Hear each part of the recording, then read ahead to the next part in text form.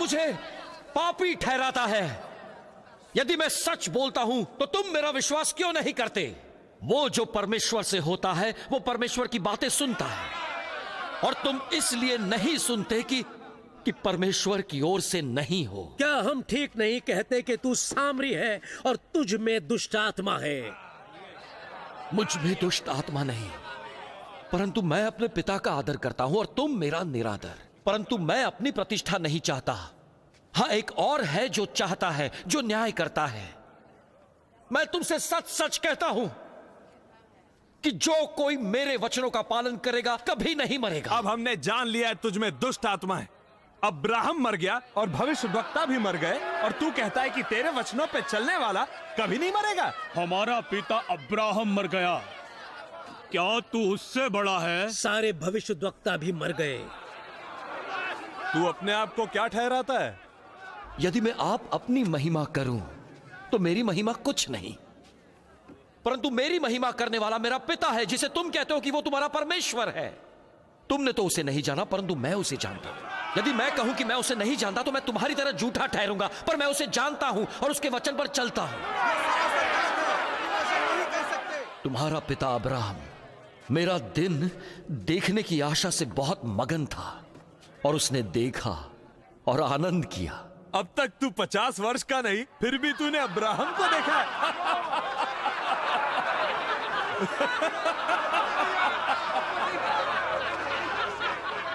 मैं तुमसे सच सच कहता हूं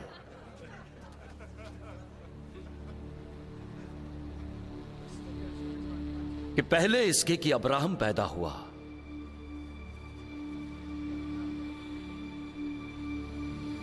मैं हूं।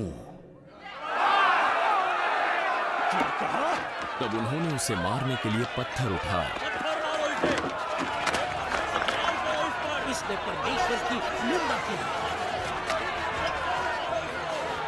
छोड़ो नहीं उसे, पकड़ो उसे जाकर। ये ऐसा कैसे कह सकता है? ये कौन जिंदा है?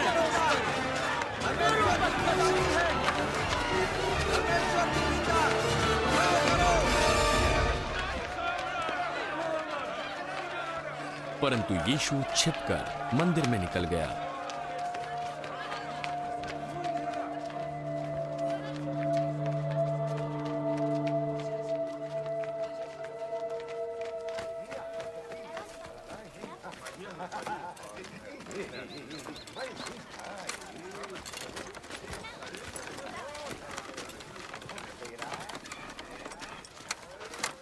जाते हुए यीशु ने एक व्यक्ति को देखा जो जन्म से अंधा था।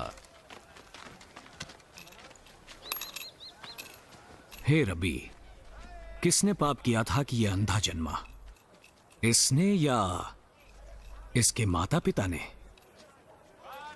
इसका अंधा होना ना तो इसके ना इसके माता पिता के पापों का प्रतिफल है, परंतु ये इसलिए हुआ कि परमेश्वर के काम उसमें प्रकट हो। जब तक दिन है हमें उसके काम करते रहना है जिसने मुझे भेजा है। वो रात आने वाली है जिसमें कोई काम नहीं कर सकता। जब तक जगत में हूं तब तक जगत की ज्योति हूं।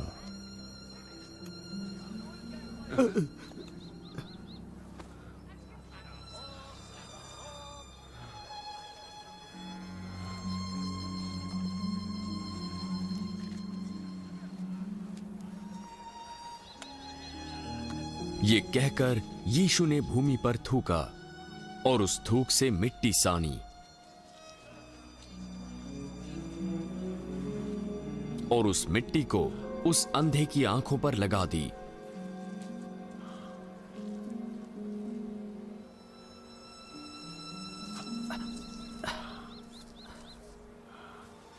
जा और शिलो के कुंड में धो ले। शीलो का अर्थ है भेजा हुआ।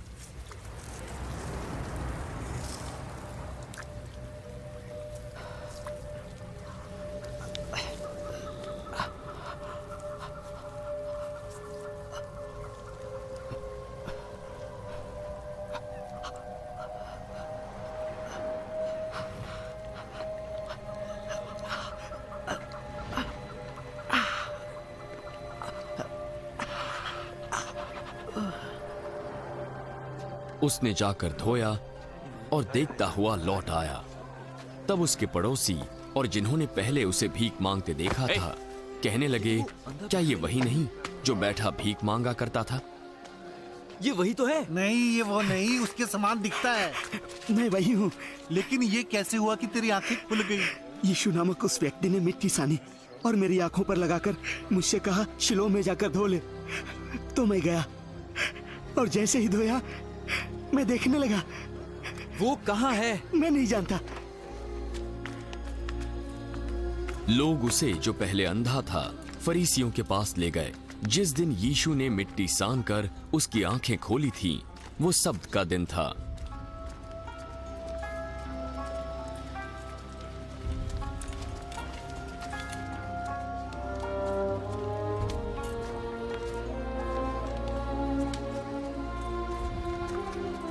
फिर फरीसियों ने भी उससे पूछा कि उसकी आंखें कैसे खुल गईं। उसने मेरी आंखों पर मिट्टी लगाई, फिर मैंने धो लिया और अब मैं देख सकता हूं। ये मनुष्य परमेश्वर की ओर से नहीं, क्योंकि ये सब्त का दिन नहीं मानता। एक पापी व्यक्ति ही ऐसे चिन्ह कैसे दिखा सकता है? तब उनमें फूट पड़ गई। उसने तेरी आंखें खोली हैं तो तू उसके विषय में क्या कहता है? वो भविष्यद्वक्ता है। परंतु यहूदियों को विश्वास न हुआ कि वो अंधा था और अब देखता है, जब तक उन्होंने उसके, जिसकी आंखें खुल गई थी, उसके माता पिता को बुलाकर न पूछा, क्या ये तुम्हारा पुत्र है जिसे तुम कहते हो कि अंधा जन्मा था? फिर अब कैसे देखता है? हम तो जानते हैं कि ये हमारा पुत्र है और अंधा जन्मा था, परंतु हम ये नहीं जानते कि अब कैसे देखता है और न ये जानते हैं कि किसने उसकी आंखें खोली।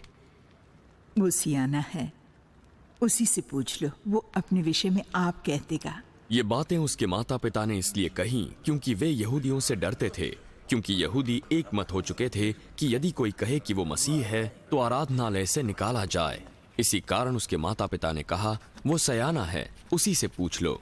तब उन्होंने जन्म से अंधे को बुलाकर दूसरी बार उससे पूछा, परमेश्वर के आगे सच बोलने की शपथ ले। हम जानते हैं तेरी आंखें खोलने वाला पापी है। मैं नहीं जानता कि वो पापी है या नहीं। मैं एक बात जानता हूं, मैं अंधा था और अब देख सकता हूं।